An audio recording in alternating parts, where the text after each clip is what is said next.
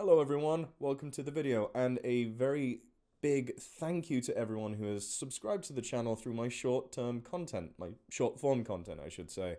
I originally make them on TikTok and import them over here where they have been doing very well, so thank you for being a part of that. If you don't know me, my name is Scott. I'm an ecologist and zoologist. I have worked and I'm currently working for a zoo which I teach about the animals that are there and also about native species wherever I get the chance. So thank you. I really appreciate it. I've also been around the world and worked in environments all over the place and with species from around the world. It's been great and I really enjoy talking about nature. Today I want to talk about a topic which is very near and dear to my heart. My main focus in the UK is the return of apex predators, because there is nothing, not a single person on earth that can replicate what wild apex predators do to the ecosystem. And more specifically, this video is talking about lynx. Now, I don't talk about lynx too much to my friends or to when I talk about apex predators, I focus on the wolf, because wolves are the most influential apex predator we are supposed to have here in the UK. More influential than lynx and a lot more influential than bears. This is because they're pack hunting animals. They're able to take down bigger animals than any of them. They are hypercarnivorous, unlike bears. Lynx are also hypercarnivorous, but they are smaller than wolves and they are not able to take down as big of prey as a wolf pack can. A single wolf is capable of taking down an adult moose, and as a pack they can do that a lot easier and even in some instances take down bison. Very impressive animals. So in my mind, wolves are the best thing to reintroduce, but I think all of them should come back. There is room, we can make space and in habitats for them in the country. But lynx themselves are a small to medium-sized prey species specialist. So these are animals like your roe deer and the introduced muntjac and also Chinese water deer would very much fall under the umbrella of prey for lynx once they're introduced. I'm not saying if, because they will. There is a good head on the shoulders of the younger generations, and they seem to understand how important nature is. Unfortunately, even a lot of people of my generation, I'm 30, I'm not a spring chicken, but I'm not the oldest, seem to not fully comprehend how vital wildlife is, not just to the ecosystem at large, but to the wider environment, even the non-living environment. That's for a different day. Don't want to talk too much on that. But the reason I'm bringing this up now is because we're seeing some really positive views towards the lynx. For those of you that don't know, the UK is supposed to have the Eurasian lynx. This is a cat that averages around 20 kilograms, which is pretty big for most people. 20 kilograms is about the size of a female Siberian husky. So it is capable of taking down animals larger than itself. As I said, roe deer. They can also take down juvenile and very young red deer, so red deer calves, but they will not make as big an impact on those animals as wolves would, just simply by the fact that they are lesser in terms of, like, there's less of them. Not saying they're worse. No animal is worse than any other animal. They're less abundant in any ecosystem because they have bigger territories and they are solitary living animals. They don't work in groups and they don't do well in groups. And they're just not capable of taking down that bigger prey, and they don't influence prey species quite as much, but they still do influence that prey species. Here in the UK, we have a massive overabundance of deer. I, in fact, actually saw another deer today, I believe. I was walking my dogs at Moor Nature Reserve, made another video that was posted on this day about Himalayan balsam, and in amongst the undergrowth, I'm pretty sure I saw a muntjac deer, which is an invasive species. A beautiful animal in its own right, but it is a species that I think the lynx would do very well at mitigating the impact of. You see, we have around 6 species of deer that call the UK home now, only 2 of which are native. That's the red and the roe deer. Every other species that is currently here in the wild is invasive. This is a massive shame, but it is the truth. And in total, there's around or over 2 million individuals. Now, in a healthy ecosystem, the entire island of Britain should be able to house way more than that in a healthy ecosystem. So the biggest issue isn't really numbers per se. It is more to do with how they graze, they browse. Without predators present in the environment, like the lynx, they continue to graze and browse and eat until there's nothing there, and then they move on. Roe deer are less of an issue, and a lot of the solitary deer are less of an issue than the bigger herd-living deer. If you didn't know, a lot of deer species live solitary lives. Think the moose, the world's biggest deer. That is a solitary animal until they come together to breed. Just needed a pause to take a breath there. Ooh, my nose is stuffy. Lots of dust in the air today.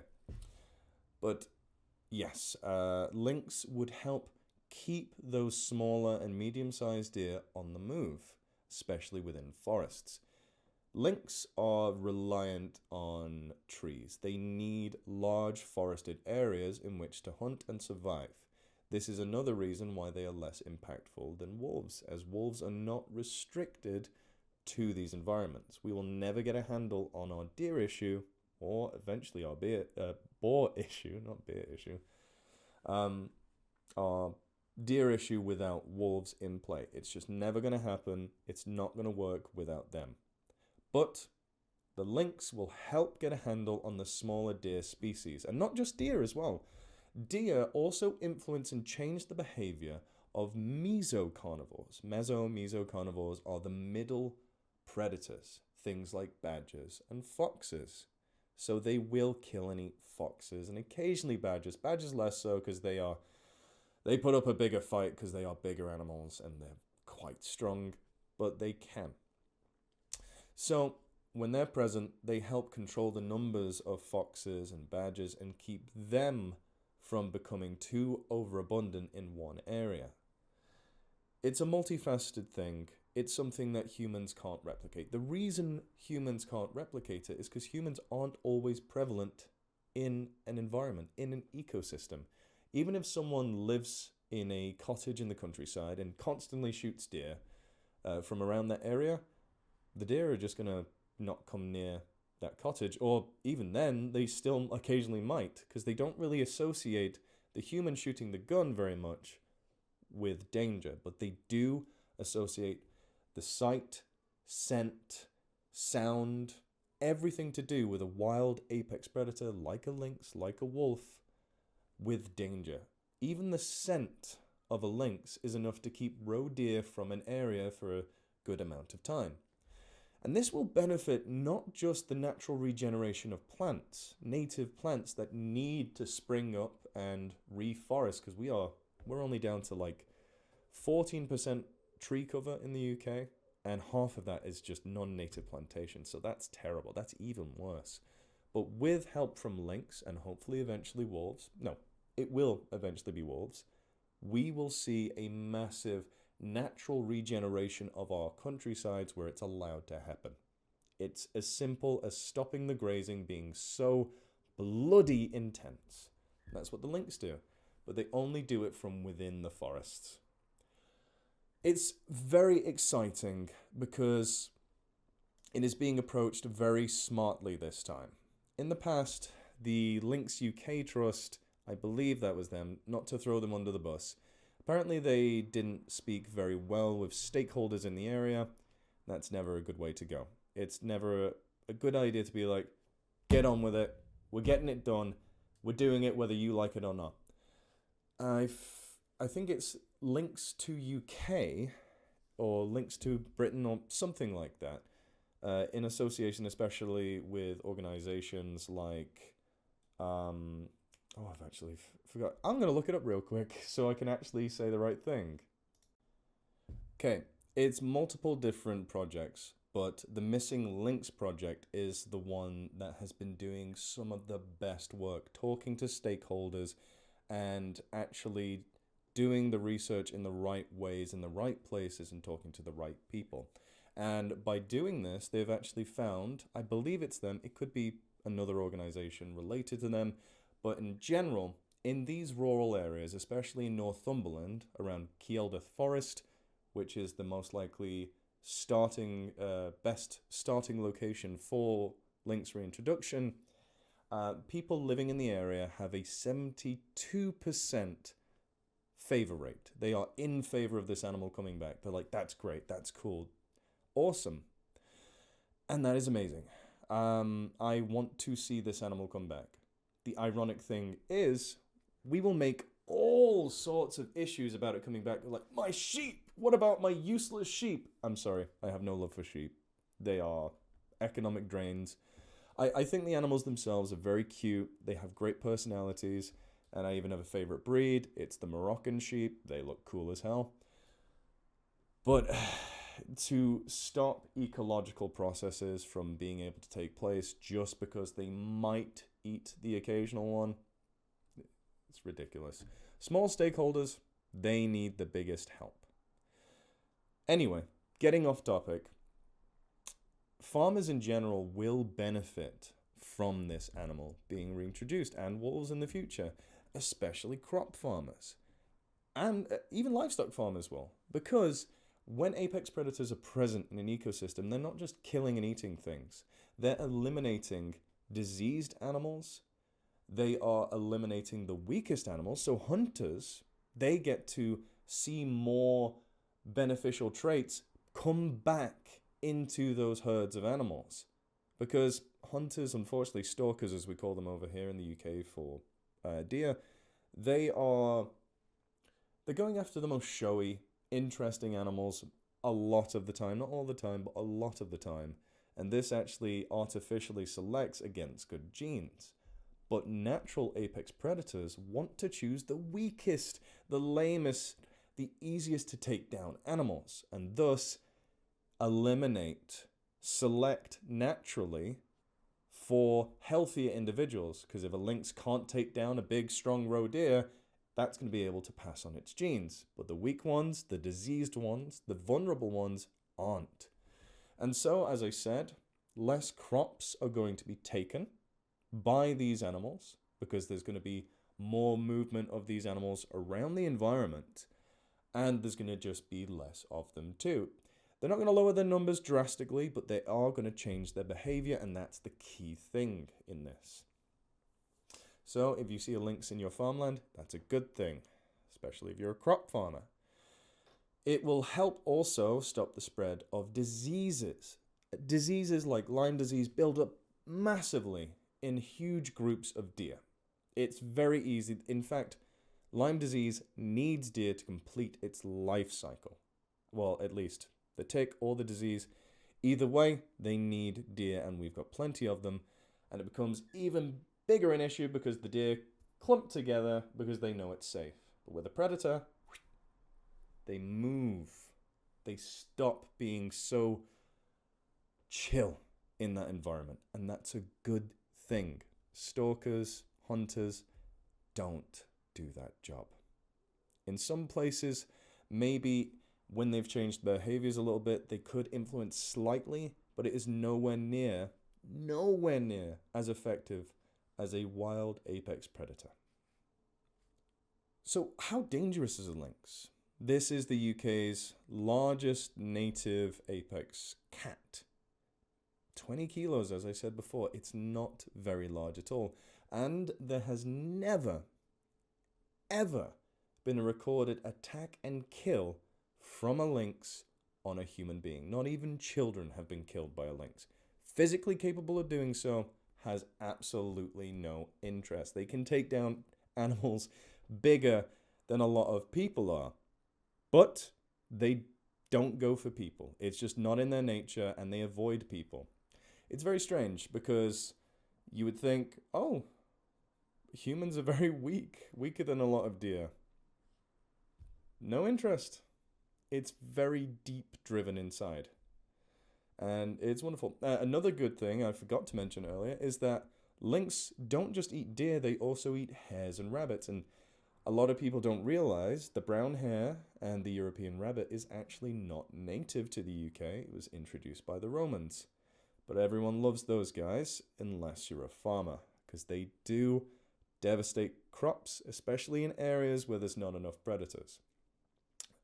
Hares and rabbits do have predators in the aspect of birds of prey and foxes and the occasional badger, but this will just be another one on top of that, which will help keep their populations and their behaviors in check.